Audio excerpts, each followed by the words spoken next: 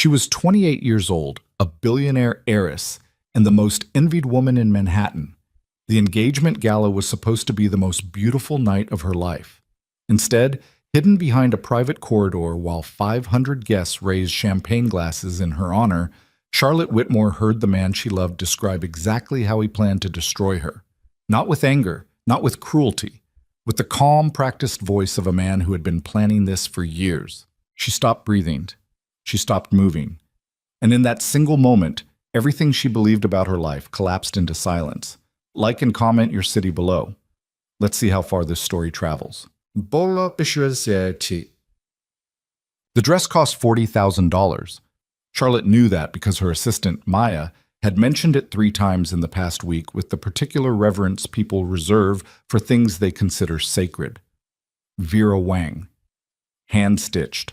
Flown in from Paris. Maya had said the words like they were supposed to mean something, and Charlotte had smiled the way she always smiled when people expected her to be impressed by the price of things. Warmly, automatically, with nothing real behind it. Now she stood in front of the floor-length mirror in the private suite on the 32nd floor of the Ashford Grand Hotel, and she thought the dress was beautiful in the way that expensive things are always beautiful, cold, precise, and completely indifferent to the person wearing it. She looked like a photograph of herself. Her dark hair was pinned up with a single strand falling loose near her left ear. Intentional, the stylist had assured her, though it felt like an accident.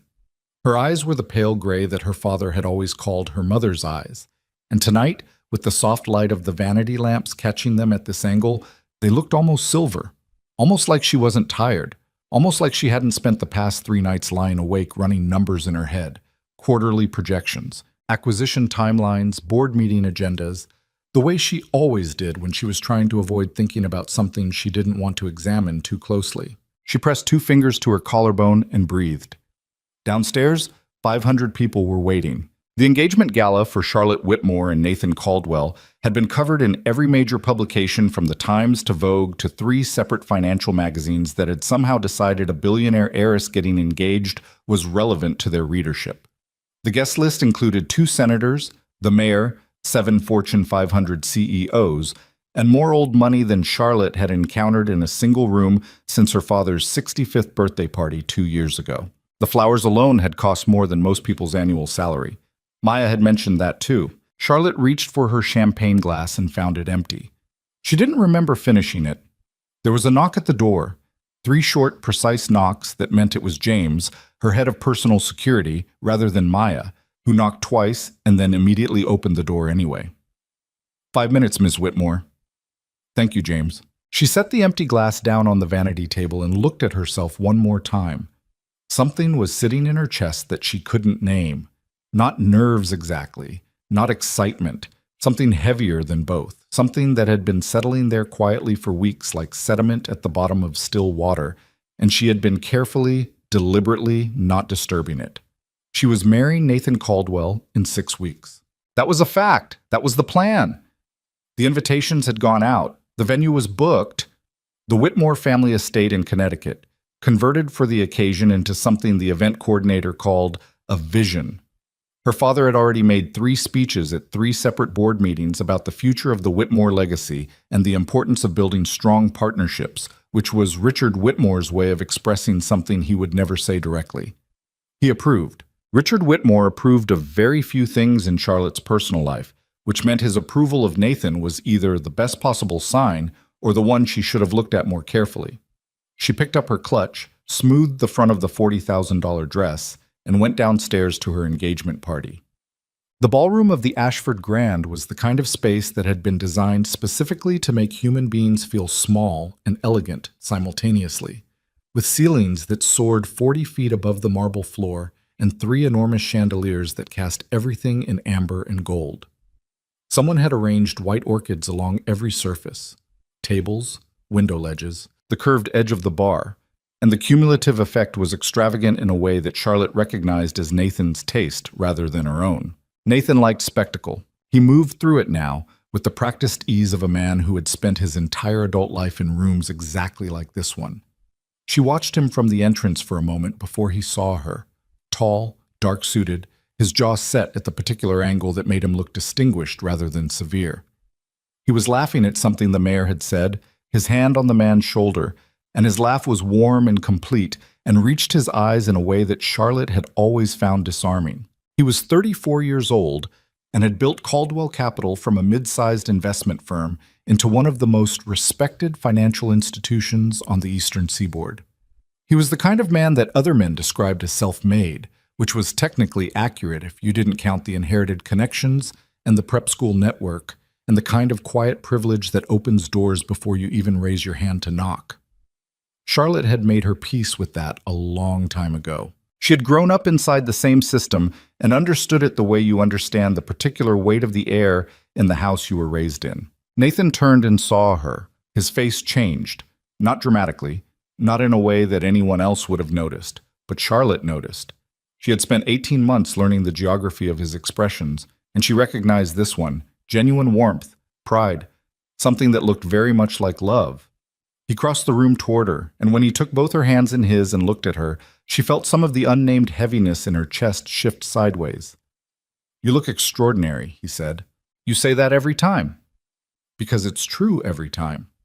He leaned in and kissed her cheek near her ear, and his voice dropped low. "Let's get through the speeches quickly. I want this night to be ours." She squeezed his hands. They moved into the room together, and the crowd shifted around them like a tide adjusting to the presence of something new. And for the next 90 minutes, Charlotte shook hands and accepted congratulations and laughed at things that were mildly funny and smiled at people she had known for years and a handful she had never met, but whose names she recognized from her father's contact list. Richard Whitmore himself was stationed near the bar with the particular immovability of a man at the center of his own domain, tall and silver-haired and radiating the specific kind of authority that doesn't need to announce itself. He raised his glass when Charlotte passed. She raised hers back. Nathan was beside her for most of it, and then wasn't. Absorbed into a cluster of men near the far end of the room, Caldwell Capital Associates mixed with a few faces Charlotte didn't immediately place. She watched him for a moment from across the ballroom and then turned her attention back to Eleanor Hargrove, the 70-year-old matriarch of the Hargrove shipping family, who was explaining in great detail what she considered the fundamental error of modern floral arrangements. Charlotte listened attentively. Eleanor Hargrove had been a friend of Charlotte's mother and was the only person at this party who had asked Charlotte, privately and without any particular agenda, whether she was genuinely happy. Charlotte had said yes. She had meant it at the time. Awesome. It was just after 9 o'clock when Charlotte slipped away from the ballroom. She needed 3 minutes of silence the way other people need water. It was a fact about herself that she had accepted long ago, the introvert's tax on public performance, and she had learned to find quiet corners in loud rooms the way a person learns any necessary skill. There was a private corridor behind the east wing of the ballroom level that she had scouted earlier in the afternoon, connecting the hotel's service area to a small anteroom used for private meetings. The kind of hallway that existed in grand hotels specifically so that the machinery of events could operate invisibly. She pushed through the door at the corridor's entrance and let it close behind her. The sound of the party became muffled, not gone, but reduced to a distant pressure, the particular hum of 500 people existing simultaneously in an enclosed space. Charlotte leaned against the wall, closed her eyes, and breathed. She counted to 10. Then she heard voices. They were coming from the anteroom at the far end of the corridor, and she might have ignored them. Private conversations happened at private events, and it was not in Charlotte's nature to eavesdrop, except that she recognized one of the voices.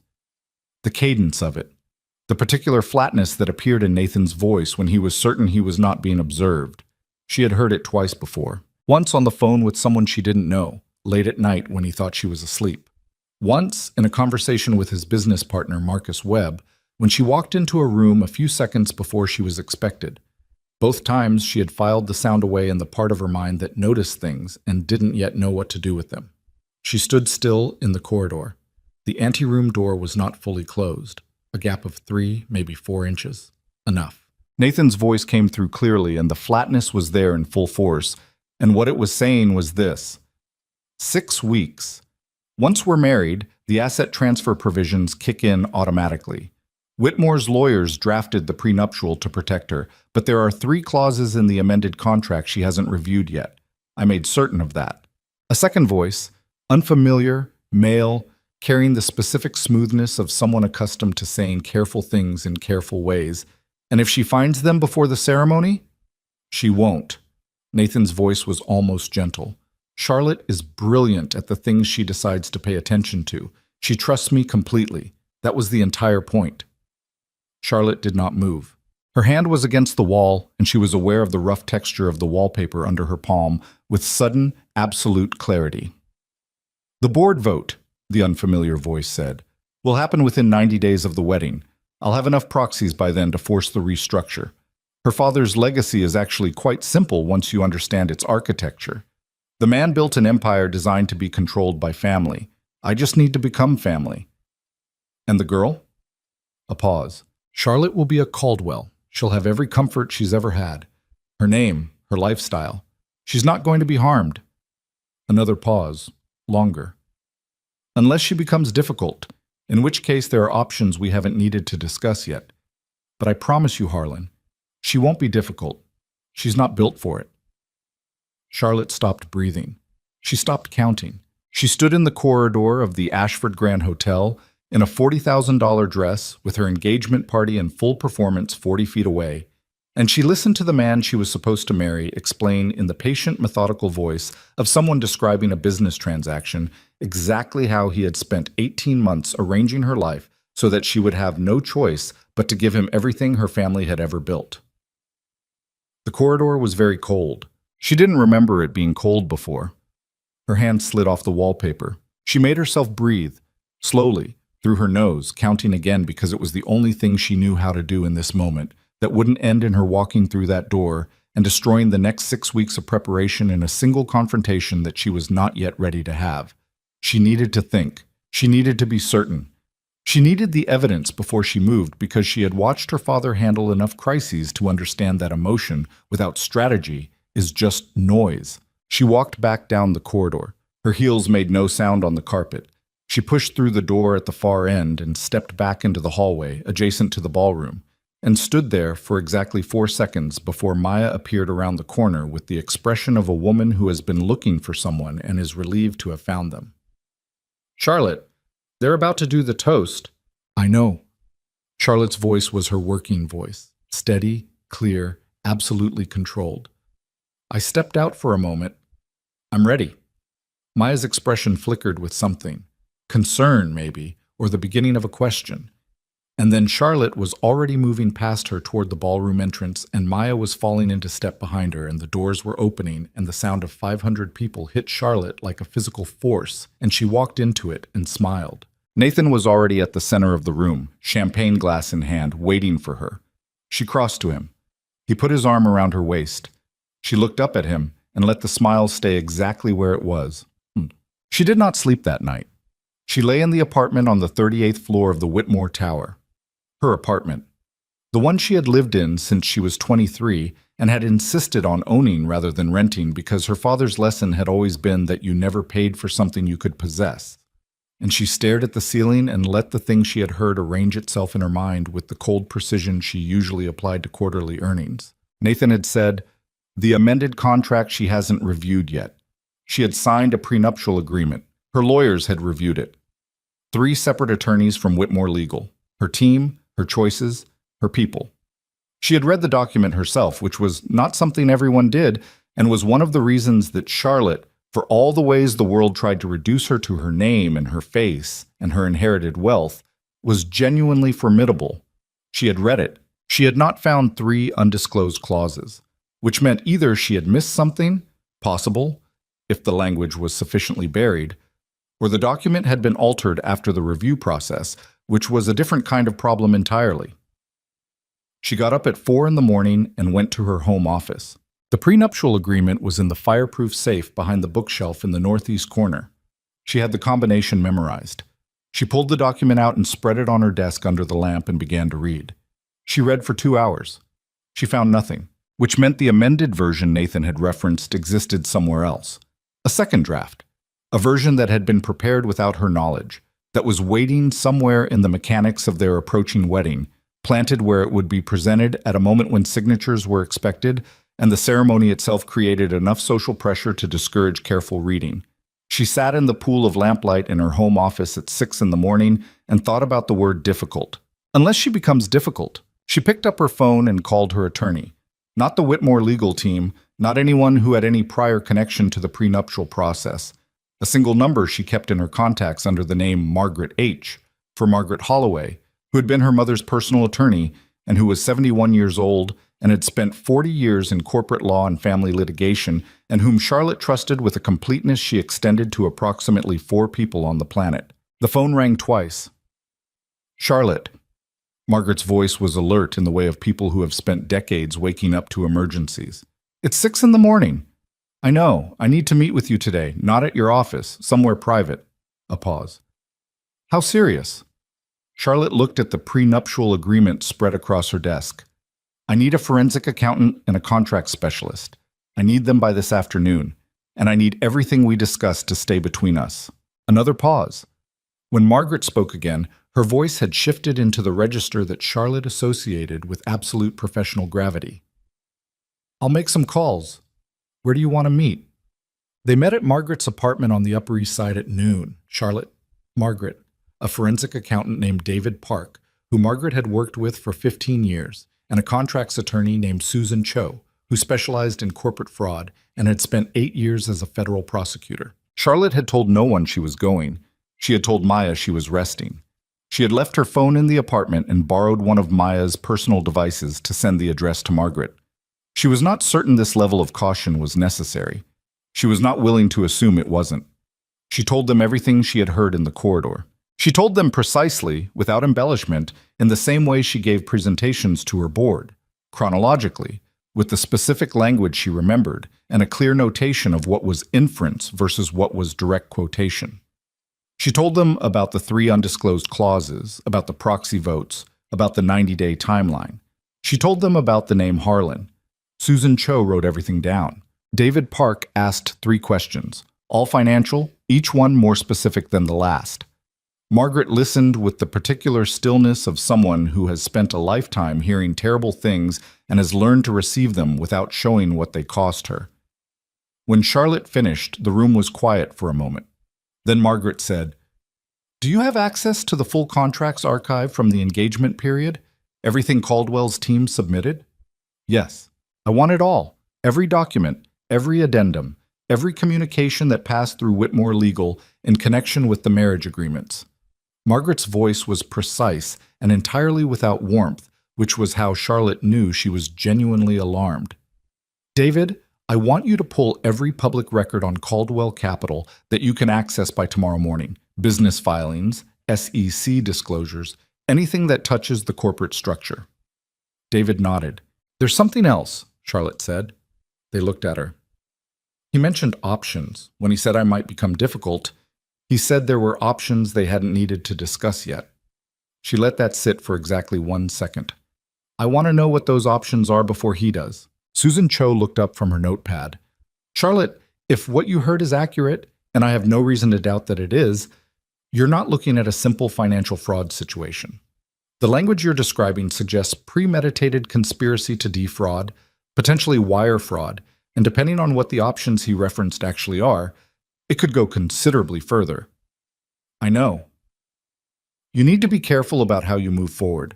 If he realizes you know, he won't. Charlotte's voice was flat and completely steady.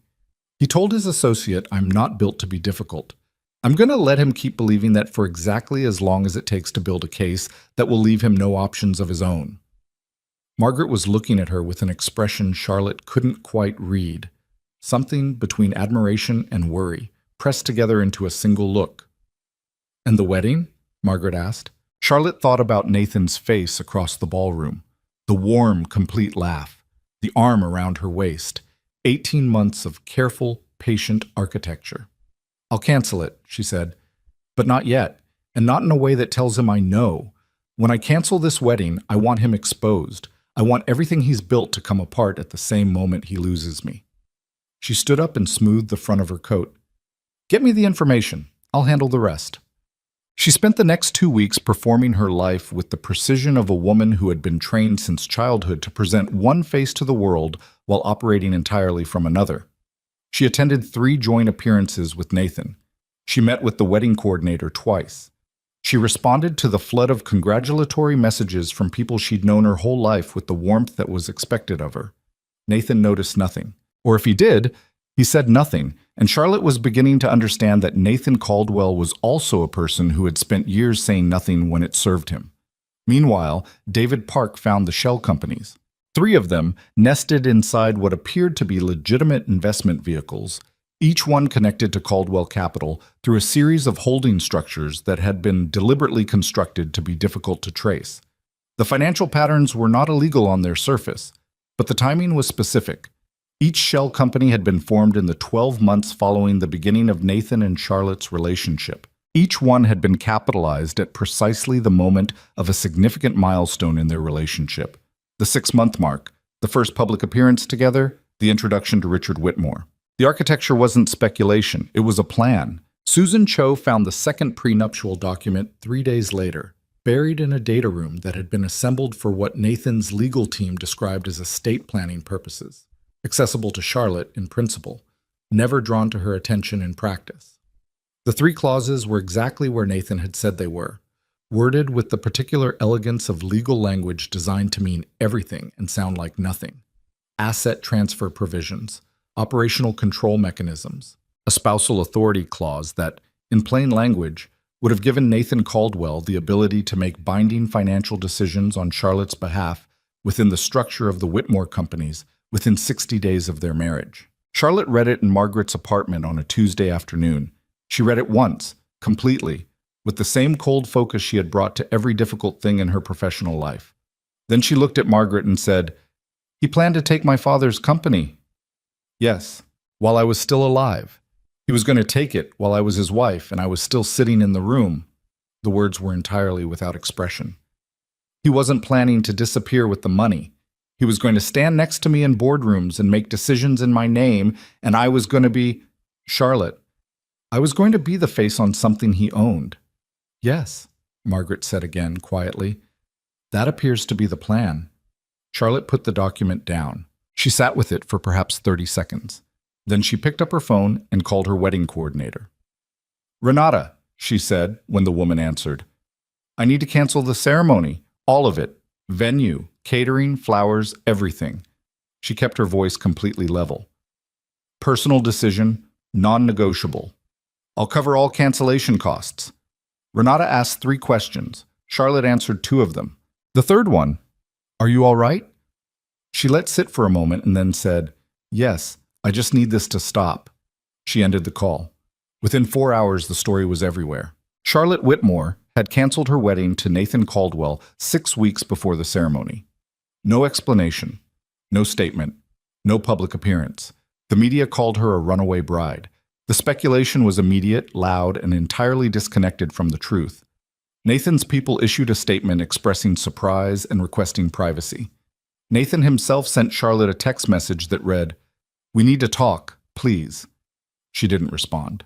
She was sitting in her home office with David Park's financial analysis spread across her desk, and Susan Cho's legal brief open on her laptop, and Margaret's voice in her ear saying, quietly, that the federal contacts Susan had maintained from her time as a prosecutor might be worth a conversation.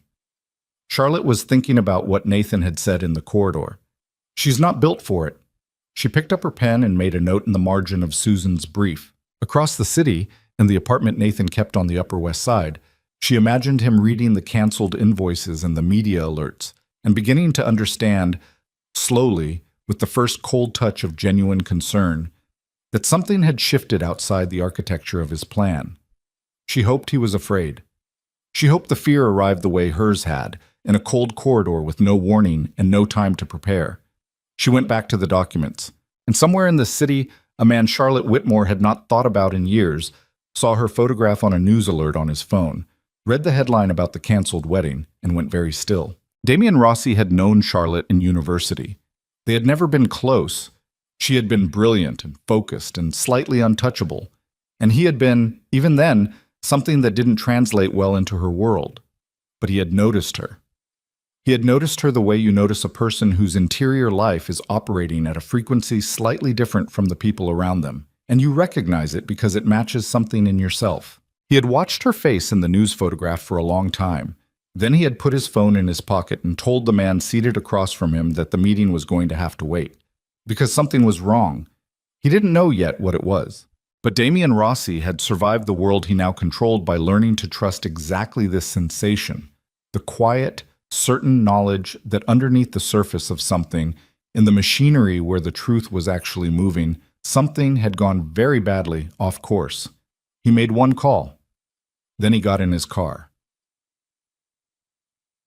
Charlotte was at the Whitmore estate in Connecticut when James appeared at the door of the library and told her there was someone at the gate. "He says his name is Damian Rossi," James said. "He says you know him." Charlotte looked up from the documents. The name arrived with the particular resonance of something you haven't thought about in years but recognize immediately when it appears. Like a song from a time in your life that belonged to a different version of yourself. "How did he find me here?" James's expression was careful. "He didn't say. He asked me to tell you he's not here about the news. He said—" James paused. "He said he has one question." Charlotte looked at the library door. Through the window, the evening had gone blue and cold, and the estate grounds stretched out in the early dark, with the particular stillness of a place that had absorbed generations of her family's history and held it quietly in the walls. She thought about Nathan's voice in the corridor. She thought about the documents on the desk in front of her. She thought about the word options. "Let him in," she said. She was still sitting at the library desk when Damian Rossi walked through the door, and she registered immediately that the 10 years since she had last seen him had not softened whatever it was that had always set him at a slight remove from the world around him. He was taller than she remembered, or maybe she had simply forgotten. His face was the same, sharp-featured, watchful, carrying the specific stillness of someone who had learned that controlled attention is a form of power. But the version of that face in front of her now had been worn in by something she didn't have a name for yet. He stopped a few feet inside the door. He looked at her, not at the documents on the desk, not at the evidence of the last 2 weeks written into the organized chaos of her workspace, just at her face directly, the way very few people ever actually looked at Charlotte Whitmore because most people were too focused on what she represented to see what she was. "Who hurt you?" he said. Not, "I saw the news." Not, "I heard about the engagement." Not, "Are you okay?" which was the question everyone else had asked, and which Charlotte had answered 20 times in 2 weeks with the same careful nothing, just that. She felt something shift in her chest, the unnamed heaviness moving again, except this time it didn't slide sideways. It cracked. She looked at Damian Rossi across the library of the house where she had grown up, and she made a decision that she did not examine and did not second-guess, because the rational part of her mind was occupied with the documents, and the shell companies, and the federal contacts. And the part of her that was left was very tired, and had been alone with the truth for 2 weeks, and had run out of the particular energy it takes to keep secrets from someone who already knows something is wrong. "Sit down," she said. She told him everything. And when she finished, Damian was quiet for a long moment, looking at the desk, at the documents she had assembled, at the shape of what Nathan Caldwell had built and what it had been aimed at. Then he looked at her. "I want you to know something," he said. His voice was very quiet, completely level.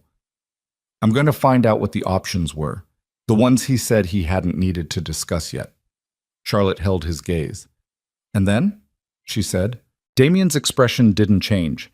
"And then Nathan Caldwell is going to understand what it means to build something aimed at the wrong person." Outside, the estate went dark. Inside the library, Charlotte Whitmore looked at the man across from her. This man from a world she had only ever observed at a distance. This man who had walked through her gate and asked the one question nobody else had asked, and felt, for the first time in 2 weeks, the cold and quiet certainty that she was not alone in this. She didn't know yet what Damian Rossi was. She didn't know yet what it would cost her to let him help. But Nathan Caldwell had told his associate she wasn't built for difficult. He was about to find out how wrong he was. Damian Rossi did not stay for dinner. He stayed for 4 hours. Charlotte learned more about the mechanics of how power actually moved in the world in those 4 hours than she had in 8 years of running a multi-billion-dollar company, and she had gone into that conversation believing she understood quite a lot. The experience was not humbling exactly. It was more specific than that. It was the sensation of standing in a room you thought you knew and discovering a door in a wall you had walked past 100 times. He didn't lecture. He didn't perform expertise. He asked questions, precise, sequential, each one building on her answer to the last. And as she responded, she watched him construct the shape of Nathan's operation in his mind, the way a surgeon reads an X-ray, calmly, without flinching, identifying the thing that was wrong with the practiced neutrality of someone who has seen worse. When she finished walking him through the shell companies, the amended prenuptial, the proxy vote timeline, Damien was quiet for a moment. Then he said, "Who is Harlan?" "I don't know. I only heard the name once. Nathan used it in the corridor." "First name or last?" "I don't know." Damien took out his phone and typed something, put it back in his pocket. "I'll find out." "How?" He looked at her steadily. "That's not something you need to know tonight." Charlotte held the look for a moment. She was not accustomed to being told what she didn't need to know.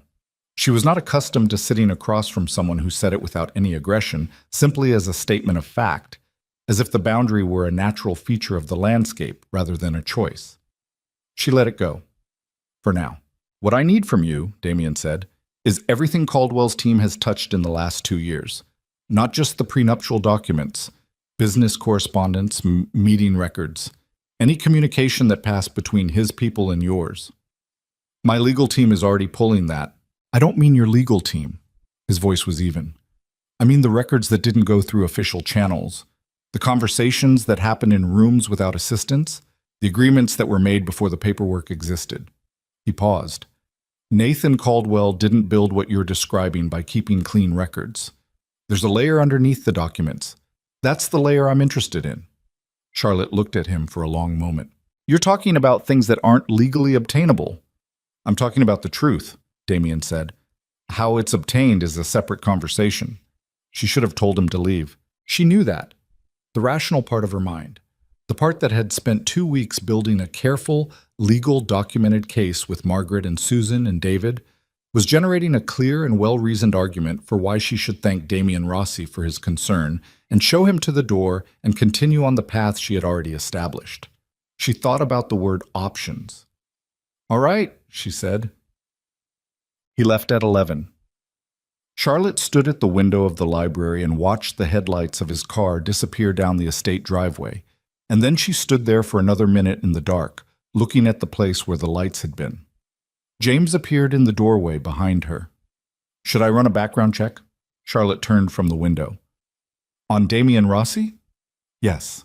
Don't bother. I already know what you'll find." She crossed back to the desk and began organizing the documents for the night. "And what you won't."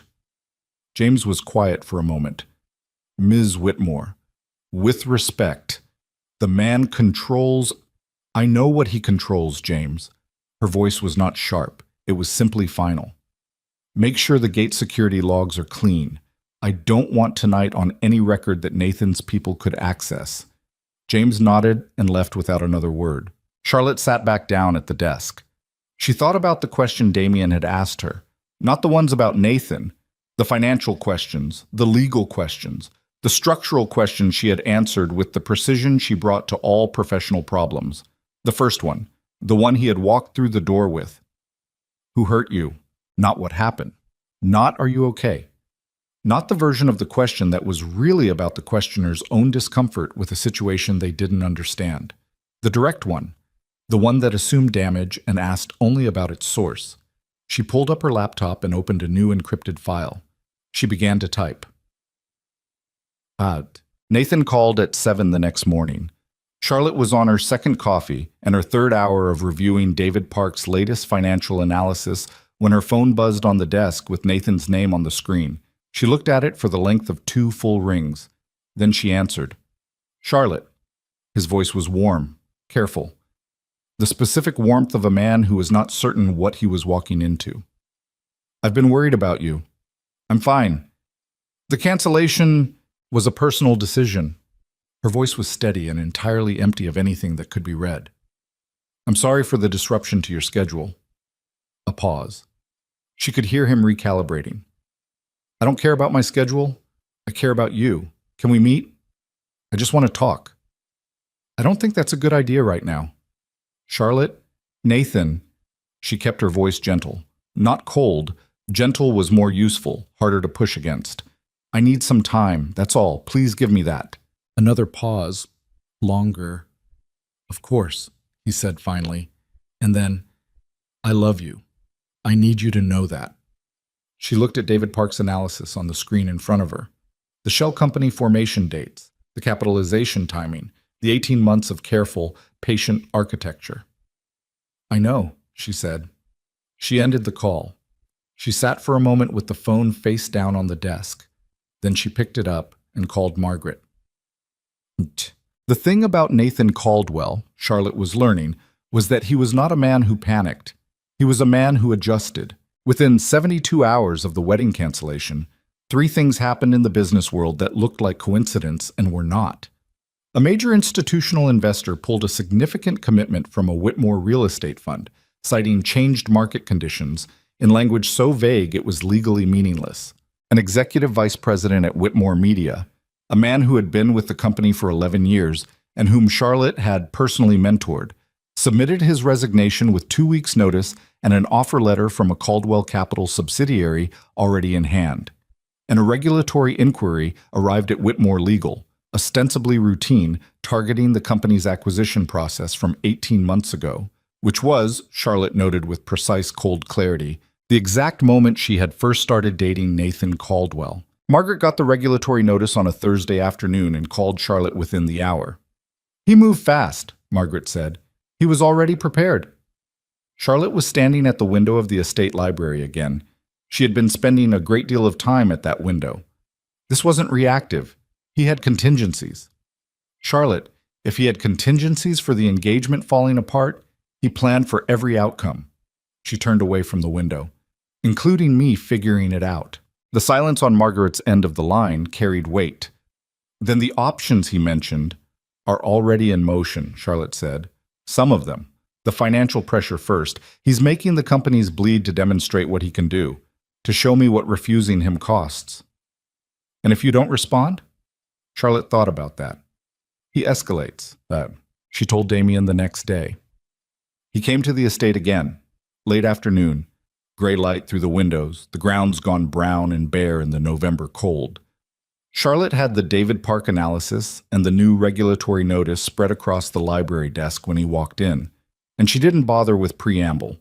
She laid it out. The investor withdrawal, the executive resignation, the regulatory inquiry, the timing. Damien listened without interrupting. When she finished, he looked at the regulatory notice for a long moment. The inquiry is theater, he said.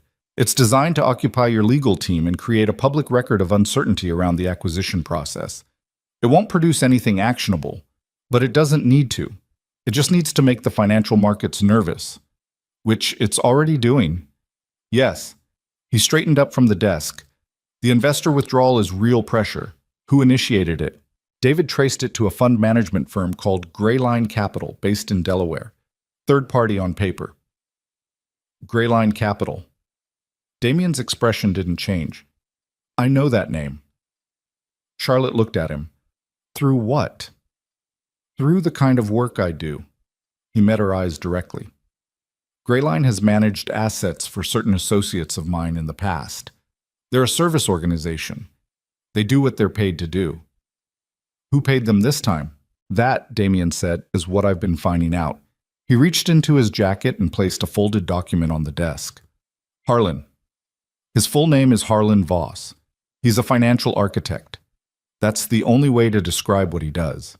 He builds corporate structures for people who need their money to be somewhere it legally can't be. He's been associated with Caldwell Capital for 6 years, always at arm's length, never in any public filing. Charlotte unfolded the document. It was a financial profile, detailed, sourced from records she couldn't immediately identify, which meant they hadn't come from any database her own team had access to. She looked up at Damien. How did you get this? He held her gaze. Do you want to debate methodology, or do you want to understand what you're dealing with? She looked back at the document. Harlan Voss, 63 years old, former corporate attorney turned financial consultant. 3 civil suits in the past decade, all settled out of court with confidentiality agreements. Two former business partners who had both, separately, experienced significant financial reversals within 18 months of their professional separation from Voss. No criminal record, no regulatory sanctions. The specific cleanliness of a man who was very good at ensuring that consequences landed on other people. He's Nathan's cleaner, Charlotte said. He's more than that. He's the architect of the whole structure. The shell companies, the asset transfer provisions, the proxy vote strategy. The legal framework for all of it has Voss's fingerprints on it. Nathan is the face. Voss is the machinery. Charlotte set the document down carefully. If we expose Voss, you expose the whole structure, yes. Damien was watching her. But Voss is not easy to expose. He's been doing this for 20 years. He knows exactly how close to the legal line he can operate without crossing it. Then we find where he crossed it. We already have something. Damien reached into his jacket again and produced a second document, smaller, a single printed page. 6 years ago, before Voss's association with Caldwell became formalized, there was a company, medical technology firm in Boston. Legitimate business, small, built over 8 years by two brothers named Paris. Caldwell Capital approached them for an acquisition. The Paris brothers declined. 8 months later, the company collapsed under a regulatory investigation that turned out to be based on fabricated documentation. Charlotte read the page. And Voss was the attorney of record for the regulatory complaint, under a shell identity. The complaint was filed through a firm that dissolved 6 months after the investigation concluded. The room was quiet. Charlotte looked at the single page in her hands and understood exactly what it meant and exactly what it would take to prove it, and whether either of those things was currently possible. The Paris brothers, she said. Are they? One of them is. Damien's voice was level. The other died 2 years after the company collapsed. Heart attack.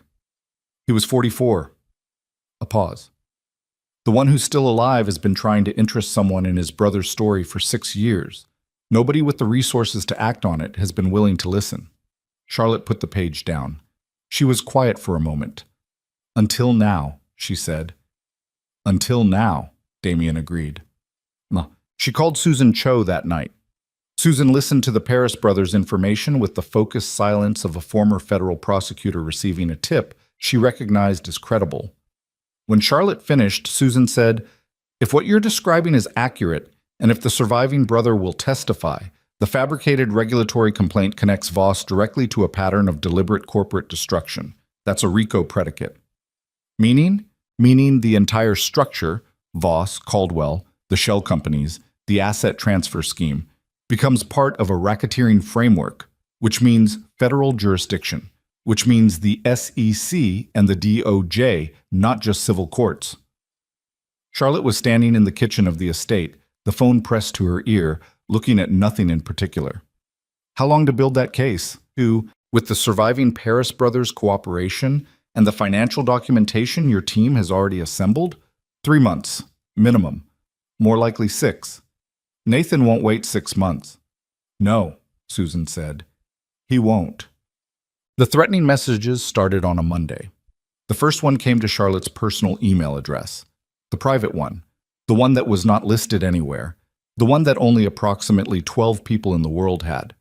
It arrived at 2 in the morning and contained 11 words. You should have said yes. This didn't have to be complicated. Charlotte read it at 6 a.m. when she woke up and checked her phone out of habit. She read it twice.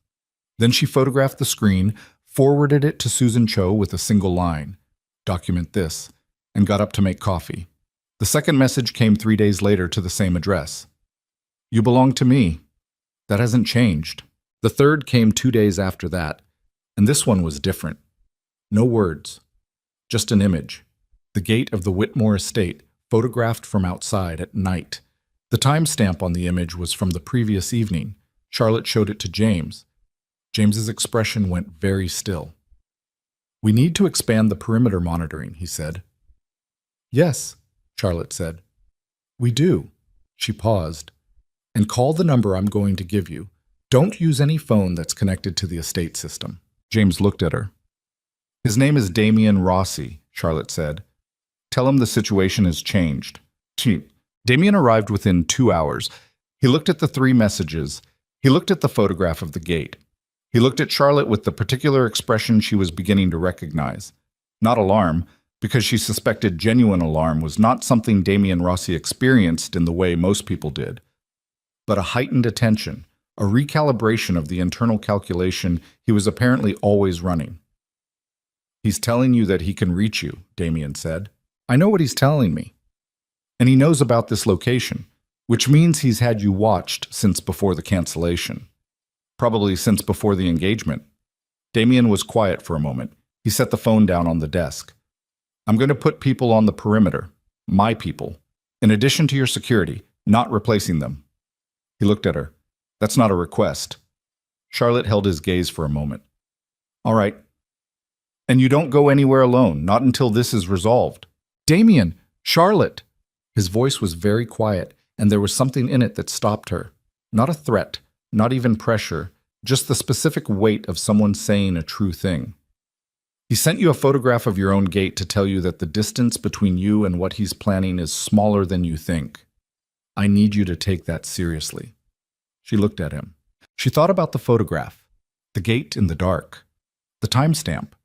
Someone standing outside the perimeter of the house where she had grown up, in the cold, taking a picture of the place she was sleeping and sending it to her phone. She thought about Nathan's voice, calm, methodical, describing options. "All right," she said again. Damien nodded once and took out his phone.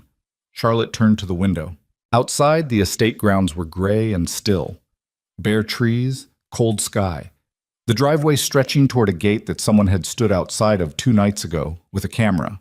She was not afraid. She recognized that this was unusual and probably a liability, and chose to consider it an asset instead. Fear was information, and she was receiving the information it was trying to give her. The situation was more dangerous than the document suggested. The distance was smaller than she had calculated. Nathan was not a man who accepted outcomes he hadn't chosen. What she felt, standing at that window, was something closer to clarity. The shape of it was fully visible now. Nathan, Voss, the shell companies, the financial pressure, the messages, the photograph. The escalating architecture of a man who had built a very specific plan and was not willing to let the failure of one element dismantle the whole. She thought about the Paris brothers. She thought about the one who had died at 44. She turned from the window. "I need to speak to Daniel Paris," she said, "the surviving brother. I need to meet with him directly." Damien looked up from his phone. "I can arrange that. Soon. Tomorrow, if you want." Charlotte nodded. She moved back to the desk and sat down and pulled the financial analysis toward her. "And Damien," she didn't look up from the page. "The options Nathan mentioned, the ones he hadn't needed to discuss yet." She traced a line of figures with one finger, not reading them, just keeping her hands occupied. "Do you know what they are?" The pause before he answered was brief, but she heard it. "Some of them," he said. She looked up. His expression was contained in the way that things are contained when the alternative requires a conversation neither person is ready to have yet. "Tell me," she said. He held her gaze for a long moment, and then his phone buzzed in his hand, and he looked at the screen and something shifted in his face, something that was not the controlled stillness she had come to associate with him, but its opposite. The stillness breaking into... The phone in Damien's hand was showing a photograph. He turned it so Charlotte could see. It was Margaret Holloway, 71 years old, Charlotte's mother's attorney, the woman Charlotte had called at 6 in the morning 2 weeks ago because she was one of 4 people on the planet she trusted completely. The photograph showed Margaret walking out of a building Charlotte recognized immediately. Caldwell Capital's Midtown office tower. The timestamp was from 4 days ago. 2 days before Charlotte had told Margaret about Damien. 2 days before Charlotte had told Margaret about Harlan Voss. Charlotte looked at the photograph for a long time. The library was very quiet. "How long have you had this?" she said. "My people flagged it this morning." Damien's voice was careful. Not gentle, so careful, which was different. "I wanted to verify before I showed you." "And?" "She went in at 2:15 p.m. She was there for 40 minutes. She left alone." He paused. "It wasn't the first time. There's a record of 2 prior visits in the last 3 weeks, both during the period when you were sharing case information with her." Charlotte set the phone down on the desk. She did not move for a moment. She was running the timeline in her head with the cold, involuntary precision of a mind that processes pain by converting it immediately into information. The prenuptial document, the shell company analysis, the Harlan Voss profile, the Paris brothers file. Everything she had shared with Margaret, everything she had said in that apartment on the Upper East Side, believing she was in the only room where the truth was safe. The regulatory inquiry, she said, filed 9 days after your first meeting with Margaret. The investor withdrawal. Greyline Capital received its instruction 11 days after your second meeting. Charlotte picked up the phone again and looked at the photograph. Margaret's face in three-quarter profile, slightly blurred, caught mid-stride on a Manhattan sidewalk. 71 years old, her mother's friend, the woman who had asked Charlotte, quietly and without any apparent agenda, whether she was genuinely happy. She put the phone down. "Get out," she said. Damien didn't move. "Charlotte, I need 5 minutes."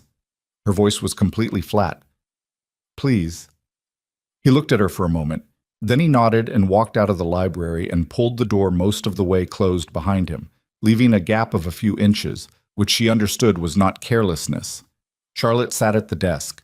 She put both hands flat on the surface and looked at them. Margaret Holloway had known Charlotte's mother for 30 years, had been at the funeral, had held Charlotte's hand at the reception afterward when Charlotte was 22 and had not yet learned how to grieve in public without showing it, and had said nothing, just held her hand, which was the right thing and the thing Charlotte had never forgotten.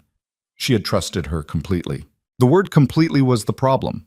Charlotte had trusted Margaret with everything, not because the evidence supported it specifically, but because the history supported it, because grief and loyalty and 30 years of proximity to her mother had felt like sufficient foundation. She had let the feeling of safety override the methodology she applied to everything else in her life. And Nathan had known she would, or Voss had known she would, or someone had known and had placed Margaret precisely where Charlotte's blind spot was. She breathed, once, twice. Then she picked up her phone and called Susan Cho. Susan answered on the second ring. "I need to know," Charlotte said, "what you've shared with Margaret in the last 3 weeks. Everything. In the order you shared it." A pause. "Charlotte, what's... Please, Susan. Right now, Skem."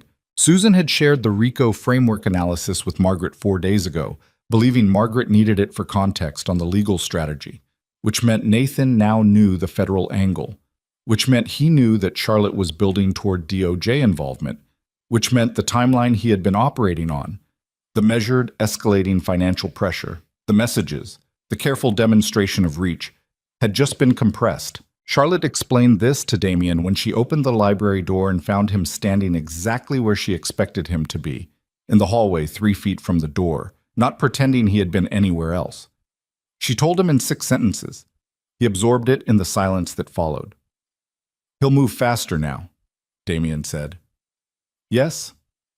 "The ambush options, the ones I started to tell you about." He looked at her steadily. "I need to tell you all of it now." "Yes," Charlotte said. "You do." They went back into the library. What Damien told her took 20 minutes. He told her that Harlan Voss had a relationship with a private security contractor called Meridian Group. Not a legitimate firm, or not only a legitimate firm, a hybrid operation that provided corporate security services as its public face and more specific services to clients who required outcomes that couldn't be achieved through legal means. He told her that Meridian had been used twice in the past 5 years in situations connected to Caldwell Capital.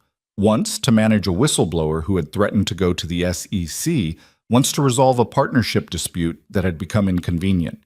He told her that in both cases, the resolution had been effective and permanent.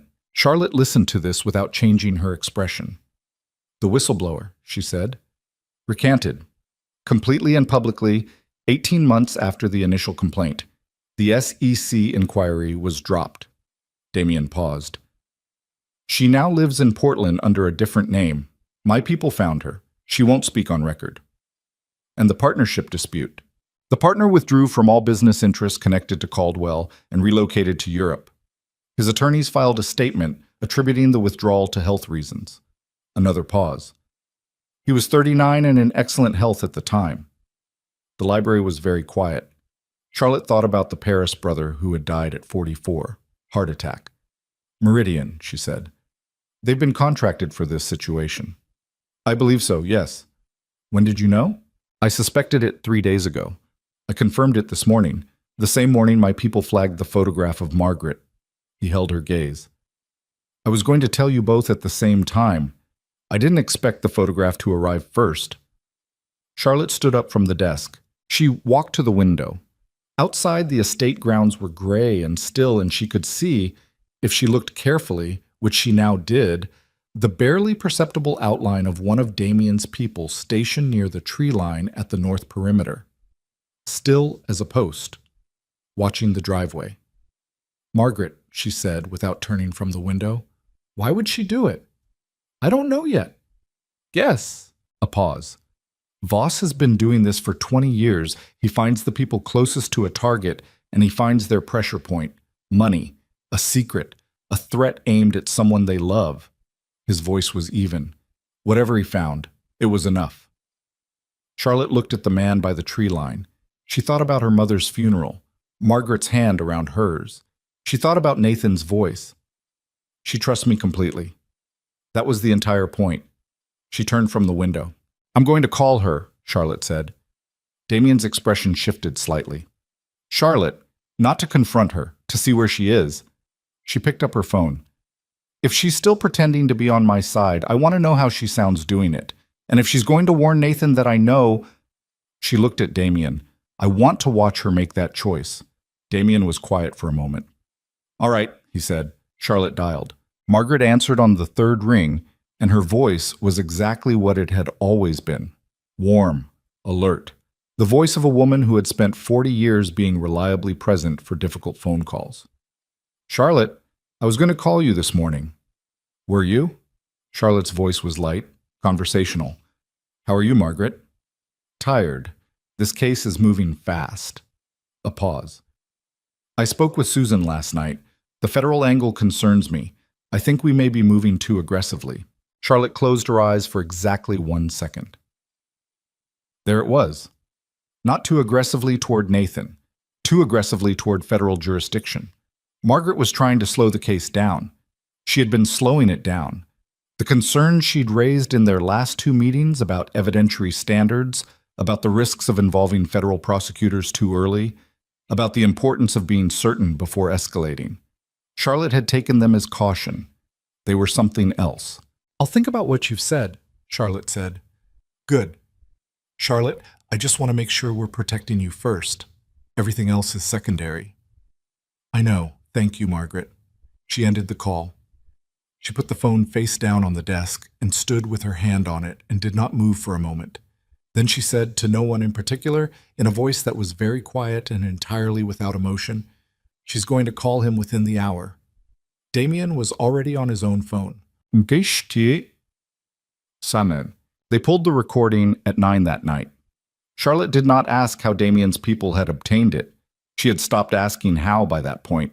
She sat at the library desk and listened through a single earpiece while Damien stood at the window with his arms folded and his face in profile, watching the dark outside. Margaret's voice. Then a man's voice. Not Nathan. Voss. The smooth, careful cadence from the corridor. The voice Charlotte had heard only once and had apparently memorized without deciding to. Margaret. She knows about Meridian. Voss. How much? Margaret. Enough. She has a source who confirmed the contractor relationship. She knows about the whistleblower case. A pause. Voss. Does she know about the estate plan? Margaret. I don't think so. She hasn't mentioned it. Voss. Make sure. I need to know before Thursday. Margaret. This is getting out of hand, Harlan. We agreed there would be no... Voss. We agreed on an outcome. The method is my concern. You've been very well compensated for keeping your concern to a minimum, Margaret. I suggest you continue doing that. A long silence. Margaret. What happens Thursday? Voss. What needs to happen? The recording ended. Charlotte took the earpiece out. She set it on the desk. Thursday was 2 days away. She looked at Damien. The estate plan, she said. He asked if I knew about it. I don't. No. Damien turned from the window. His face was controlled, but not entirely. There was something working underneath the surface of it. Not anger exactly, but the thing that lives adjacent to anger in people who have learned not to let them touch each other. The estate plan is what I've been trying to confirm since yesterday. My people found a reference to it in Voss's communications 3 days ago. We don't have the full picture yet. What do you have? He was quiet for a moment. Charlotte. His voice was very level. I need you to understand that what I'm about to tell you is incomplete information. It may be wrong in its specifics. Tell me. The estate plan appears to be a contingency for a scenario in which the asset transfer through marriage becomes impossible, in which case the assets would need to transfer through a different mechanism. He paused. The mechanism Voss's communications reference is an inheritance structure. The room was absolutely still. Charlotte looked at him. My father, she said. Damien didn't answer immediately, which was its own answer. Richard Whitmore is 67 years old and healthy, Charlotte said. Her voice was steady. She was making it stay steady. He has no known health conditions. His last physical was 3 months ago. I know. Nathan has access to my father. He has had access to him for 18 months. My father approved of him. They have had meals together, meetings together. They have been in the same rooms. Charlotte. Nathan cannot inherit from my father unless... She stopped. Unless Charlotte herself was no longer the primary heir, unless Charlotte was no longer in a position to inherit. The sentence completed itself inside her head with the specific, terrible clarity of a thing that has been true for a while and has only now been looked at directly. She stood up. The chair scraped back hard against the floor. She walked to the window and stood with her back to the room, both hands on the windowsill, looking at the dark estate grounds. And she did not speak for a long time. Damien did not speak either. Outside, his man was still at the tree line, still as a post. When Charlotte turned around, her face had undergone a change that Damien registered without commenting on, a hardening that was not coldness exactly, but was the specific expression of a person who has just arrived at the place where fear and fury compress into something else entirely. Something operational. Thursday, she said. Yes. 2 days. Yes. She looked at him. I need to move my father. Tonight. Somewhere Nathan's people can't reach him and Voss can't plan around. She paused. Can you do that without involving anyone who might have been turned? Yes. I also need to burn Margaret. Her voice did not waver. She goes to Susan tonight with a confession, or she goes to federal authorities with everything she knows about Voss. Those are her options. I want Susan in the room when it happens. And Nathan? Charlotte looked in the window. She thought about the $40,000 dress, the amber light of the ballroom chandeliers, Nathan's arm around her waist and the warm, complete laugh, and the 18 months of patient architectural deception aimed at a woman he had decided was not built for this. She thought about the Paris brother, 44 years old, heart attack.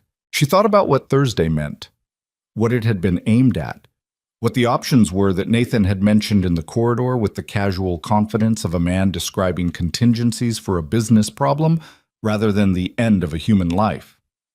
She was not afraid. She was something colder than afraid, and cleaner, and she understood now what it had taken to get here. The 2 weeks of documents and legal briefs and careful patient case building, the trust she had extended and watched be weaponized, the photograph of her gate in the dark. All of it had been necessary. All of it had been the process by which she arrived at this moment. And this moment was the one where the woman Nathan Caldwell had decided was not built for difficult stopped building a case and started building something else. Nathan, she said, still looking at the window. Nathan is going to make his move Thursday because he thinks he still controls the timeline. She turned back to Damien. I want him to believe that until Wednesday night. I want him calm. I want him certain. She held Damien's gaze. And then I want everything he's built to come apart at the same time. Damien looked at her for a long moment. Something shifted in his expression. Not surprise, because she suspected Charlotte Whitmore had stopped surprising him somewhere in the past week, but something adjacent to it, a recognition. That's a different kind of operation than what you've been building, he said. I know. It requires resources you don't have. I know that too. She held his eyes. But you do. The silence stretched between them. Outside, the wind moved through the bare trees at the north perimeter, and Damien's man at the tree line shifted his weight almost imperceptibly, and the estate settled into the particular quiet of a place bracing for. Wednesday came in cold and hard, the kind of November night that made the Connecticut countryside feel like the edge of something rather than the middle of it. Damien's people moved Richard Whitmore at 11 p.m. Tuesday. Charlotte had called her father herself. She had kept her voice steady and her explanation precise, and she had given him exactly enough information to understand that his life was in immediate danger, and exactly enough to trust that she had a plan. And Richard Whitmore, who had spent 40 years making decisions in the compressed space between incomplete information and irreversible consequences, had asked 2 questions, received 2 answers, and said, "Tell me where to go." He was in a safe house in western Massachusetts by 2 a.m., 3 of Damien's men on the perimeter, no phones connected to any network Nathan's people had ever touched. Charlotte had not slept. She was at the library desk at 7 a.m. Wednesday, with coffee going cold beside her when Damien came through the door and said, "Margaret broke last night." Charlotte looked up. Susan was with her for 4 hours. He sat down across from her. She gave everything. Voss approached her 8 months ago. He had documentation of a financial arrangement Margaret made 10 years ago that would have ended her career and potentially her freedom. He didn't threaten her directly. He simply made it clear he was aware of it and then asked for a small favor. The favors expanded over time. What was Thursday? Damien's jaw set slightly. Meridian was contracted to intercept your convoy. You had a meeting scheduled in the city, the follow-up with David Park. Charlotte's hands were flat on the desk. She did not move them. Intercept meaning. Meaning make it appear to be a road incident. Meaning ensure you did not arrive. The word arrive sat in the air between them. Charlotte looked at her hands. She had scheduled that meeting 4 days ago. She had mentioned it to Margaret in passing. Margaret had fed it directly to Voss, and Voss had fed it to Meridian, and by Thursday morning, a team of contracted men would have been positioned on the route between the Whitmore estate and Manhattan, waiting for a convoy that they had been paid to stop permanently. "The meeting is still on the books," Charlotte said. "Yes." She looked up at Damien. He was already watching her. "We're going to let them think it's still happening," she said. "That's what I want to do." His voice was careful. "But I need you to understand what that means. We use the convoy as a decoy. My people run a counter-operation against Meridian's team while they're in position. Simultaneously, Susan's federal contacts execute on the Voss documentation Margaret provided, and we take Nathan in the window before he gets word that the operation failed." "How long is the window?" 20 minutes, maybe less." Charlotte looked at the cold coffee beside her, at the documents on the desk, at 3 weeks of evidence assembled with the kind of patience that had kept her operational when everything inside her wanted to move faster than was safe. 20 minutes. "All right," she said. They spent Wednesday like people who are trying not to think about Thursday. Charlotte worked. She reviewed Susan's federal brief for the 4th time, marking 3 sections that needed strengthening. She called David Park and confirmed the meeting, real confirmation, using her regular phone, the one that Nathan's people had access to, and kept her voice entirely normal. She walked the estate grounds in the afternoon with James beside her and did not look at the tree line where Damien's perimeter team had tripled since Tuesday night. At 6 p.m., Nathan called. She answered, "Charlotte." His voice was warm, still working the warmth, still maintaining the performance for an audience of 1. "I've been thinking about us, about what went wrong." She sat in the library and watched the evening light die on the grounds outside. "Have you? I think I pushed too hard, with the wedding, the timeline. I think you felt overwhelmed, and I didn't pay enough attention to that." A pause. "I want to fix this, whatever it takes." She thought about Thursday morning, Meridian's team on a Connecticut highway. The word intercept. "I hear you, Nathan," she said. "Can we meet? After your meeting tomorrow? Dinner, somewhere quiet? Let me see how the day goes." "Of course." Another pause, and something in the quality of it shifted. Almost imperceptible, the pause of a man checking something off rather than waiting for something. "Drive safe tomorrow. The roads up there can be rough in November." Charlotte's hand tightened on the phone. 1 degree. No more. "I will," she said. "Good night, Nathan." She set the phone down. She sat for a long time in the growing dark. Then she got up, went to the kitchen, and ate something. She couldn't have said what, because Damien had told her 3 times in the past 2 days that she needed to eat, and she had ignored him twice and decided the 3rd time was a reasonable compromise. She stood at the kitchen counter and ate and looked at the dark window above the sink and thought about 20 minutes and what could go wrong inside them. Damien found her there. He stood in the kitchen doorway and looked at her for a moment without speaking. "He told me to drive safe," Charlotte said. "I know. James pulled the call." She set the plate down. "He's certain." "Yes." Damien came into the kitchen. He stood on the other side of the counter, close enough that she was aware of the specific physical fact of him, the contained solidity of a man who had spent years in situations where the body's instincts are the last reliable instrument. "Charlotte, tomorrow morning, you're not in the convoy." "I know." "You're here, in this building, with 4 of my people and James and his full team. You don't move until I call you." She looked at him. "And you?" His expression didn't change. "I'll be where I need to be." She understood this to mean he would be in the counter-operation against Meridian, which meant he would be on a Connecticut highway in the cold before dawn with his people running a coordinated interception of a team of contracted men who had been paid to kill her. She looked at him and felt something she didn't examine closely because examining it required more time and more quiet than this particular Wednesday night contained. "Be careful," she said. It was inadequate. She knew it was inadequate. It was the only thing available. Something moved in Damien's face, briefly, a crack in the controlled surface, there and then gone. "Get some sleep," he said. He left the kitchen. Charlotte stood at the counter for a long time. Then she went upstairs, lay down on the bed fully dressed, and closed her eyes. She woke to the sound of an explosion. It was 4:47 a.m., and the sound hit the estate like a physical force. Not a crack, not a bang, but a deep concussive pressure that Charlotte felt in her sternum before she was fully conscious, and she was off the bed and at the window before she understood she was moving. The north perimeter was on fire, not the tree line. Closer.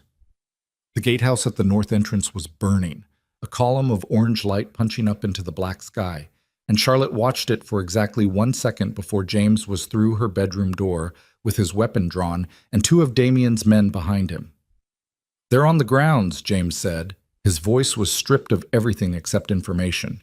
"Multiple points of entry. North gate is compromised. We have contact at the east perimeter."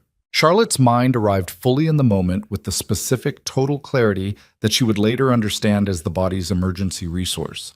Fear converted instantly into function.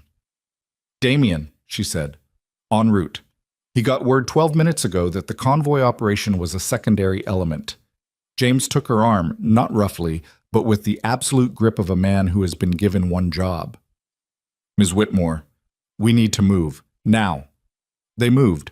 The estate's interior was a different world from the burning north perimeter. Lit, quiet, the sound of gunfire outside arriving muffled through the walls, and this unreality of it. The chandeliers still on in the hallway, the carpet soft underfoot, made the whole thing feel briefly like a dream before another explosion, closer this time, somewhere on the east side, drove the feeling out completely. James took her down through the kitchen to the basement level. 2 of his team were already positioned at the basement entrance, and Damien's 2 men held the rear. Charlotte counted faces automatically, 6 plus James plus herself. The comms unit on James's shoulder crackled, a voice she didn't recognize. "East wall's holding. We have 3 down on their side. They're pushing toward the main structure." James: "Copy. Hold the east wall. Do not let them reach the building." Another voice: "North team is pulling back. They lost the gatehouse. They're reorganizing." Charlotte stood in the basement corridor and listened to the sound of her family's estate being assaulted by men who had been paid to ensure she did not survive the night. And she breathed, deliberately, slowly, counting the way she always counted. And she thought with absolute cold clarity about what Nathan Caldwell had said on the phone 3 hours ago. Drive safe. The basement had 1 external exit, a maintenance access point on the south side of the estate, furthest from the active perimeter breaches. James was already moving toward it. Charlotte followed. Her legs were steady. Her hands were steady. The part of her that was not steady was operating somewhere below the accessible level of her consciousness, and she left it there. The maintenance exit was a steel door at the end of a concrete corridor. One of Damien's men went through first, cleared the immediate area, came back in. South side is clean, vehicle is 30 meters. We move fast and low. They went through the door. The cold hit Charlotte like a wall. The raw Connecticut November, no coat, the fire from the north perimeter visible above the roofline as a burning orange glow against the black sky. The sound of gunfire was clearer outside, directional, coming from the east and north simultaneously. She ran. 30 meters across open ground felt like 30 miles. They reached the vehicle, a dark SUV, engine running, one of Damien's men behind the wheel, and Charlotte was in the back seat with James beside her, and the doors were closing and the vehicle was moving before she had fully registered being inside it. Then the rear window exploded. Charlotte dropped. James shoved her down across the seat, and she heard his weapon fire twice, deafening, the inside of the car full of the sound and the smell of it, and the SUV accelerated hard, fishtailing on the frozen grass before the tires found the service road. Glass in her hair, her left forearm burning where something had cut it. She didn't know what. A fragment of window. She cataloged it and left it. James? She pushed herself upright, blood on her arm, not serious. James, are you... I'm here. His voice was strained, different. She looked at him and saw the dark stain spreading on his left shoulder and understood that the strain in his voice was not adrenaline. You're hit. It's manageable. His weapon was still up, covering the rear window. Stay down. James!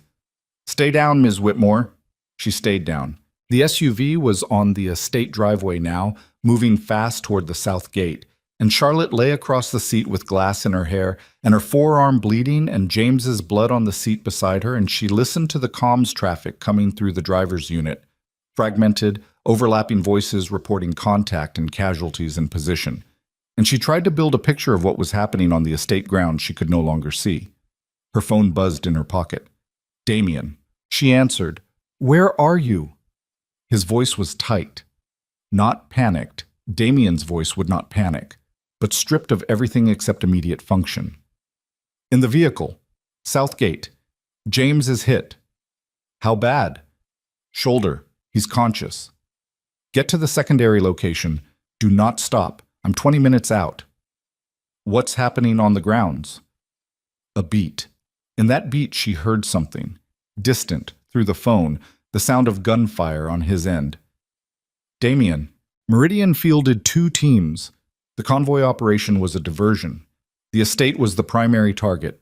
His voice was absolutely even. They wanted you in the building, Charlotte. The convoy was to keep you here. She understood this in a single cold instant. They had seen through her decoy, or they had never relied on the convoy operation at all. The estate assault had been the plan. Come for her at home, in the night, where the perimeter was known and the exits were finite. Are your people handling it? Go. The call ended. The SUV cleared the south gate and hit the public road, and the driver accelerated hard into the darkness. And Charlotte pushed herself upright and pressed her hand against James's shoulder, the way she had been told to do approximately never in her professional life, and had apparently retained somewhere in the background of her mind. And James let out a short, controlled breath and said, I'm fine. In the voice of a man who is definitely not entirely fine, but has decided that fine is the operational position. Stop talking, she said. Ms. Whitmore. James. Stop talking and let me do this. He stopped talking. The driver was on the comms unit, reporting their position, and the road unspooled ahead of them in the headlights. Empty, dark, the Connecticut countryside on both sides without feature or light. And Charlotte held pressure on James's shoulder and breathed, and did not think about what she had left behind on the estate grounds because thinking about it was not useful, and what was useful was exactly what she was doing. They drove for 19 minutes. The secondary location was a farmhouse 12 miles from the estate, owned through 3 layers of legal structure by an entity that had no traceable connection to anyone in this situation, which was how Damien operated. Charlotte had come to understand, in the same way that water runs downhill, not as a choice, but as a fundamental characteristic of how he moved through the world. She got James inside. One of Damien's men, already present at the farmhouse, which she had expected, was also apparently competent in field medicine, which she had not expected and was deeply grateful for. He had James's jacket off and the wound assessed in 4 minutes. Through and through, clean, significant blood loss, manageable without a surgical facility. James looked at the assessment with the expression of a man who had been hoping for this verdict and was relieved to receive it. "Told you," he said. "You told me nothing. You told me to stay down." Charlotte was standing against the far wall of the farmhouse kitchen with her arms crossed and her cut forearm wrapped in a dish towel and her pulse doing something she wished it would stop doing. "How many of your team are still on the grounds?" 6. He shifted, winced. "They can hold." Damien said 20 minutes. "Then we wait 20 minutes. She looked at her phone. No messages. The comms unit the driver carried was still running. Fragmented updates from the estate.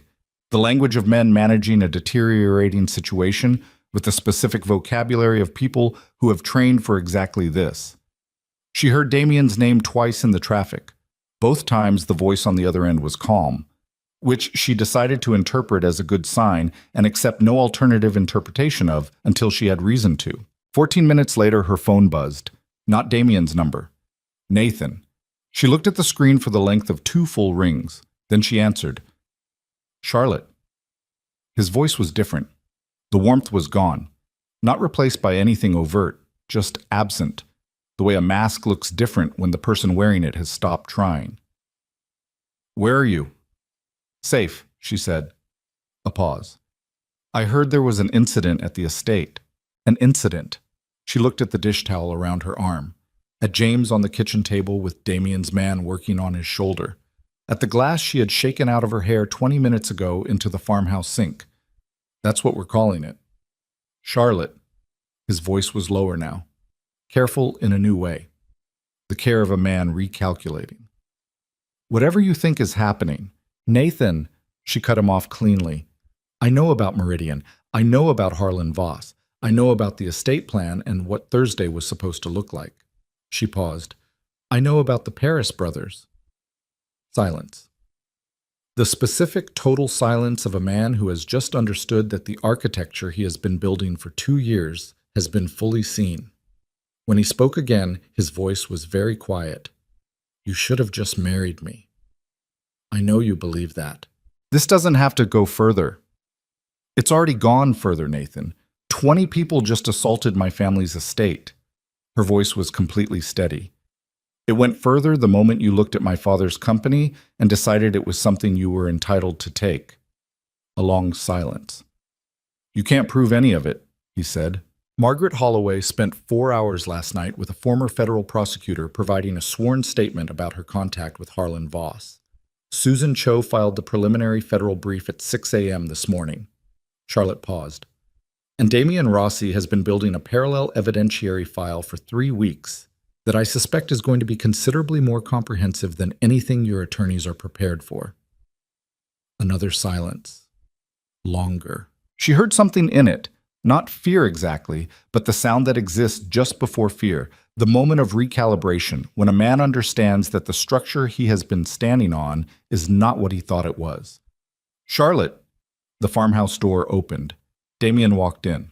He was in dark clothing, and there was blood on his left hand that she did not think was his, and his face carried the specific expression of a man who has just come through something and has not yet had time to process what it cost. He looked across the kitchen at her. His eyes moved to the dish towel on her arm, back to her face. She held up one finger, one moment, and said into the phone, "Turn yourself in, Nathan. Tonight. Whatever your attorneys tell you about your options at this point, I promise you that the option of running is worse than the option of surrender. Because the people who are currently dismantling everything you've built are not going to stop. And the federal case that Susan filed this morning is going to be fully supported by evidence you have no idea exists." She paused one final time. "You told your associate I wasn't built for this. I need you to understand something. You were—" She never finished the sentence. The phone went dead in her hand. Nathan had ended the call, or the connection had dropped, or he had thrown the phone across whatever room he was standing in. And Charlotte stood in the farmhouse kitchen with the device against her palm and the dish towel around her forearm, and Damien across the room watching her with blood on his left hand, and the specific expression of a man who has just walked out of something and is still determining what he walked out of. She put the phone in her pocket. "James needs a hospital," she said. "Car's outside." Damien didn't move yet. His eyes were still on her face, doing the inventory she had come to recognize. The silent, methodical check that was not about damage assessment, so much as about something she still didn't entirely have language for. "You're cut. It's not deep." "Charlotte." "It's not deep, Damien." She met his eyes. "How many of yours?" A pause. "2 injured, nothing critical." He looked at the dish towel. "We need to look at that. We need to get James to a hospital first, and then we need to—" "Charlotte." His voice was very quiet. "Stop." She stopped.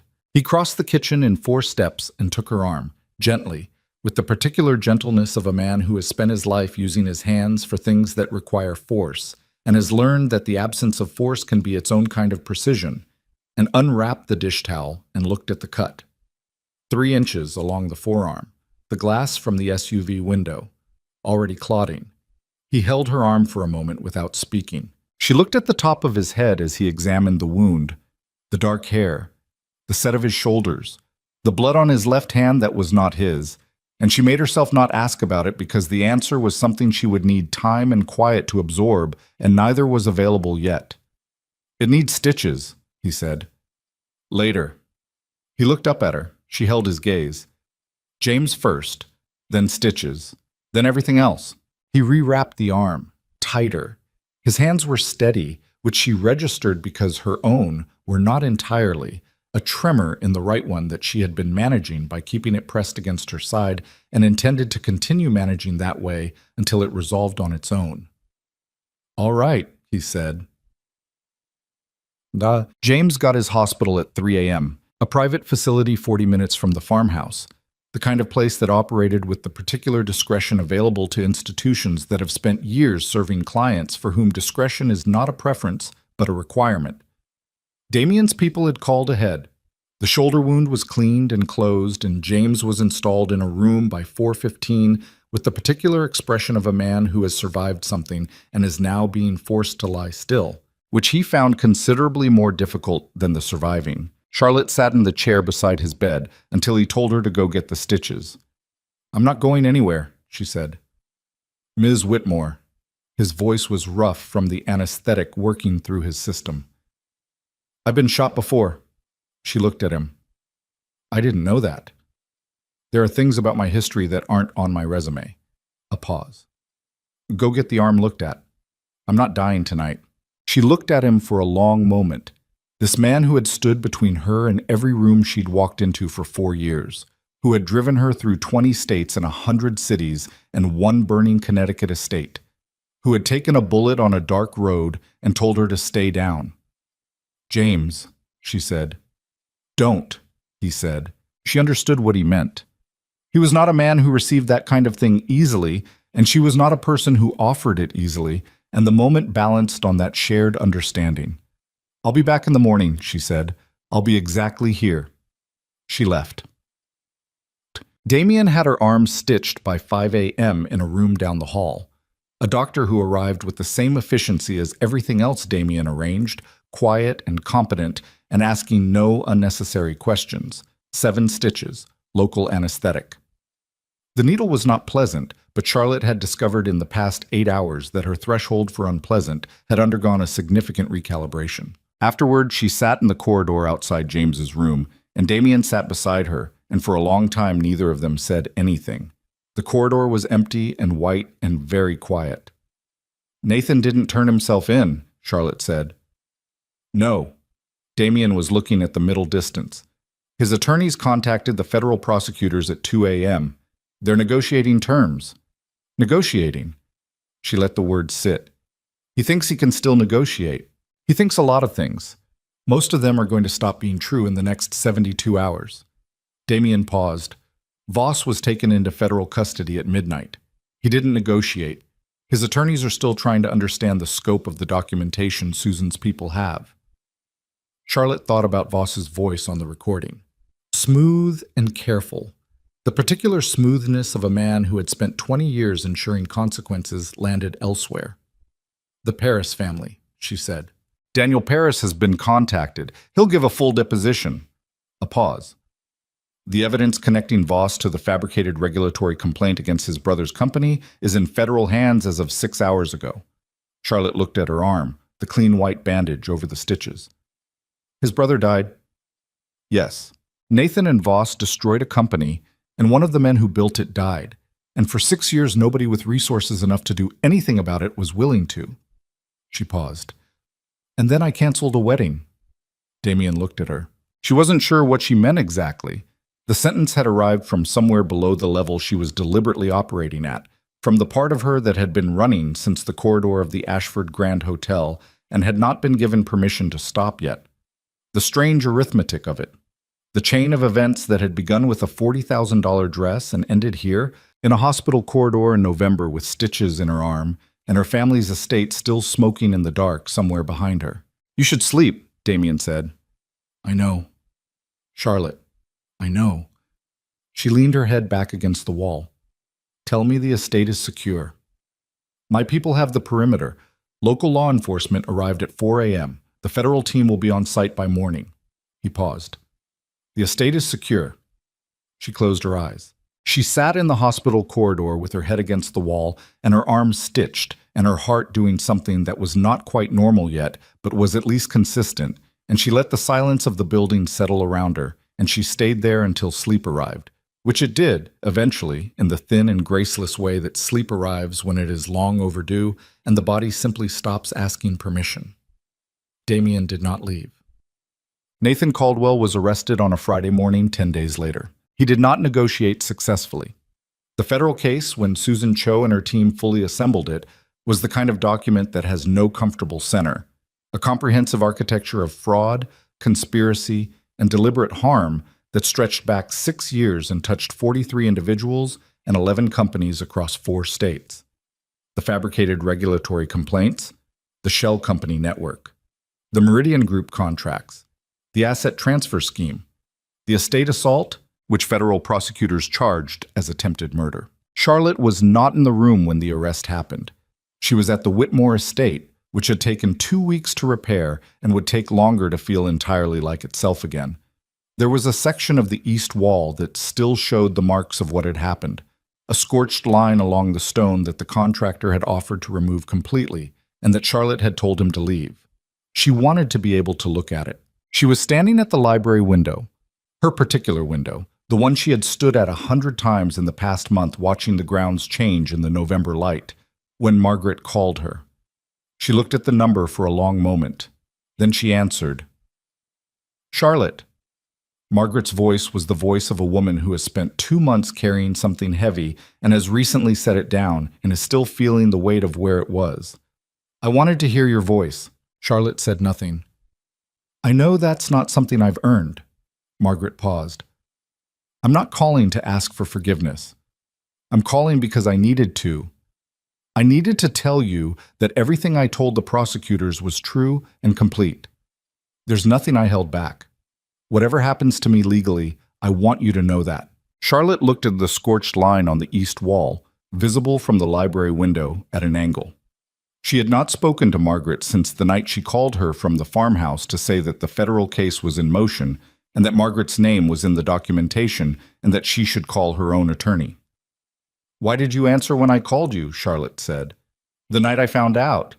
If you were already reporting to Voss, why did you answer? A long pause. Because I hoped I was wrong about what he was planning, Margaret said. I told myself it was just financial manipulation, that it wouldn't go further than that. Her voice was very quiet. I was wrong about what he was planning, and I was wrong to think I could manage the line between what I was doing and what I believed I would never do. Those things were always connected. I didn't let myself see it. Charlotte breathed. You knew my mother for 30 years, she said. Yes. She trusted you. Yes. Margaret's voice broke on the word cleanly, like something that had been waiting to break for a long time. She did. And I think about that every day. Charlotte stood at the window. She thought about the night in the hospital corridor when she had sat against the wall and let sleep take her, and she thought about the arithmetic of it. the chain of decisions and betrayals and consequences that had moved through her life like a current in the past 2 months. And she thought about what it meant to hold someone accountable without letting accountability become the whole story. She didn't have an answer to that yet. She wasn't certain she was supposed to. "Margaret," she said, "cooperate with the prosecutors completely. Every question, every document, every conversation you remember. Don't hold anything back because you think it might make things worse for you. It won't." She paused. "And when this is over, don't call me again." She ended the call. She put the phone in her pocket and stood at the window for a long time. The trial took 4 months. Charlotte testified on the third day. She walked into the courtroom in a gray suit with her hair down and took the oath and sat in the witness chair and looked at Nathan Caldwell across the room. He was in a dark suit. His attorneys had dressed him carefully, and he was still, at the surface, the man she had met 18 months ago. The same jaw, the same posture, the same face that had been designed by time and practice to communicate trustworthiness. He looked at her. She looked back. She answered the prosecutor's questions for 4 hours in the same voice she used in boardrooms. Clear, precise, entirely without performance. She walked the jury through the corridor at the Ashford Grand and what she had heard there. She walked them through the shell companies and the amended prenuptial and the Voss connection and the Meridian contract. She described the estate assault in the same register, the same precision, and she watched the jury's faces as she described James in the vehicle with blood spreading on his shoulder, telling her he was fine. When Nathan's attorney cross-examined her, he tried 3 different approaches over 90 minutes. She dismantled each one, not aggressively, simply accurately, with the patience of a person who knows what the truth is and is not threatened by questions about it. Nathan did not testify. The verdict came on a Thursday. Guilty on all counts. Charlotte was sitting in the second row when the foreman read it, and she heard it and felt it land in the part of her that had been holding something since the corridor at the Ashford Grand. Some suspended question about whether what she had heard that night was the beginning of something that would resolve or something that would simply continue. She felt it land and she felt it settle, and she did not cry and she did not make a sound, but she pressed her hand flat against her leg under the table and held it there until the courtroom's noise rose around her. Across the room, Nathan sat very still. He looked at her once, in the moment after the foreman finished speaking. She held his gaze. She held it until he looked away. Potent. Spring came to the Whitmore estate the way it always came. Quietly, without announcement, the grounds going green in the specific way of a place that has been cared for long enough to know how to recover. Charlotte walked the grounds on a Saturday morning in April, with her coffee and her coat, and the particular unhurried quality she had slowly, over the course of the winter, been teaching herself to inhabit. She had spent 28 years moving at the velocity of someone who believed that stillness was a form of falling behind, and she had spent the past 4 months in the slow, effortful process of understanding that this had not been entirely true. The east wall had been repaired in February. The scorched line was gone. She had decided, eventually, that this was also right. Her father found her near the garden wall at the south end of the grounds. Richard Whitmore, at 67, moved with the slightly deliberate quality of a man who has recently been frightened and has responded to the experience by paying closer attention to his body than he previously did. He had not spoken much about the months he'd spent in the Massachusetts safe house while the case was being built. He was not a man who spoke much about what things cost him, but he had called Charlotte every morning since she'd brought him home. Every morning. Without fail, usually before 7. He stood beside her at the garden wall and looked at the spring grounds and said nothing for a while. "The board approved the restructure," he said finally. "I know, Susan sent the filing. 3 new independent directors, the conflict of interest provisions we talked about." He paused. "It's a good structure." "It's a better structure," Charlotte said, "than what we had." He was quiet again. Then, "I approved of him." "Dad, I approved of him," Richard said again, not loudly, not with accusation, but with the specific flatness of a man forcing himself to say a true thing all the way through. "He was in my company for 18 months because I thought he was good enough for my daughter, and what he actually was, what he was the entire time, I never saw it." Charlotte looked at the spring grounds. "Neither did I," she said, "for a long time." "You saw it?" I heard it accidentally in a corridor at a party. She paused. That's not the same as seeing. You saw it, her father said again, and then you did something about it. Alone. Before you told me, before you told anyone. You found a way. He was looking at her now, and his face had the expression she had seen perhaps 4 times in her life, the expression Richard Whitmore produced when he had run out of the particular armor he used for everything else. Your mother would have been, Dad. She kept her voice gentle. He stopped. They stood at the garden wall in the April morning. After a while, he put his hand briefly on her shoulder, his version of the thing he couldn't say. And then he turned and walked back toward the estate, and Charlotte stood and watched him go and felt something that was not grief and not happiness, but the particular texture of love as it actually exists in the world. Complicated, imperfect, made of what survives. Damien came that afternoon. He had been doing that, coming to the estate on Saturday afternoons with the easy, unpressured quality of a man who has decided that presence is the appropriate language for what he means and is patient enough to let it speak over time. They usually walked. Sometimes they worked. Charlotte at the library desk, Damien with his own devices at the other end of the table, the two of them occupying the same silence with the comfort of people who have been through something together that changes the geometry of a room. Today they walked. The south grounds. The garden. Down to the edge of the property where the land dropped toward the tree line and the afternoon light came horizontal through the bare-branched trees. Voss got 12 years, Damien said. I heard. She had gotten the notification from Susan that morning. His attorneys will appeal. They won't get far. No. She paused. Daniel Paris called me yesterday. Damien looked at her. He wanted to thank me. She kept her eyes on the tree line. I didn't know what to say to that. His brother has been dead for 2 years, and Voss is going to spend 12 years in a minimum security facility, and probably 8, and the company they built is gone, and it was never coming back regardless of the verdict. She paused. He thanked me anyway. What did you say? I said I was sorry it took this long. She paused. He said that's what he needed to hear.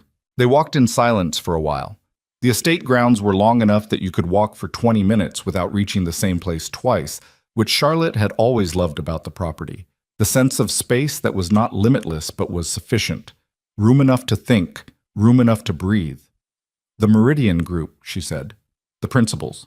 Federal prosecution is ongoing. 2 of them have already taken plea agreements. A pause. The man who gave the order for the estate operation won't. Will they get him? Eventually.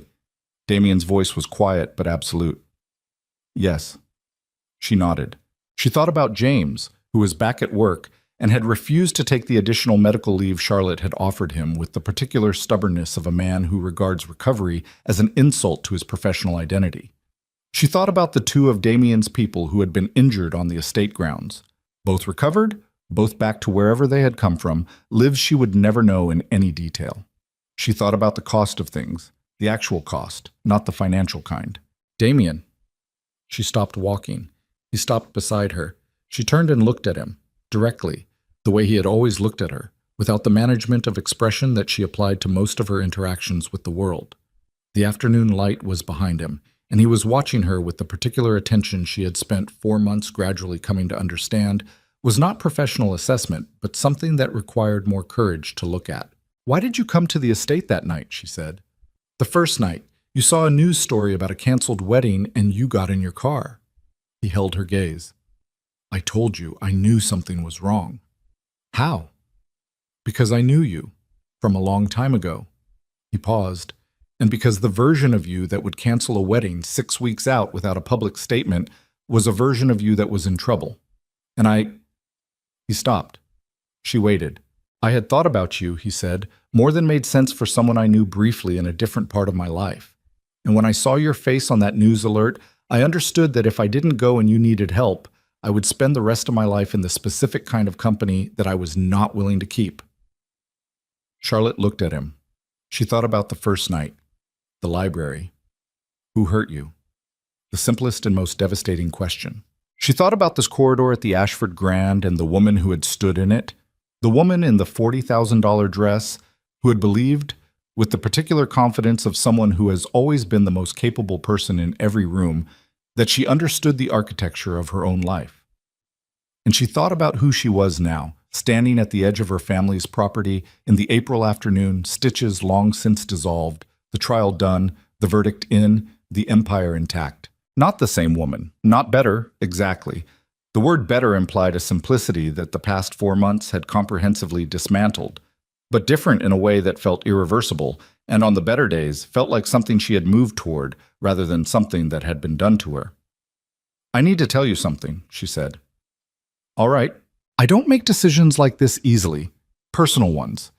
I'm better at the other kind." She paused.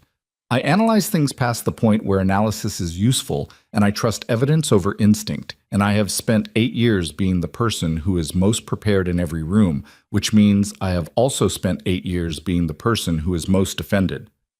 She paused again. "You walked through my gate and asked me one question, and I told you everything. I have never done that. I don't know what that means about you specifically, or about whatever this is, but I think it means something." Damien looked at her for a long moment. "I think it means," he said quietly, "that you were ready to." The afternoon settled around them.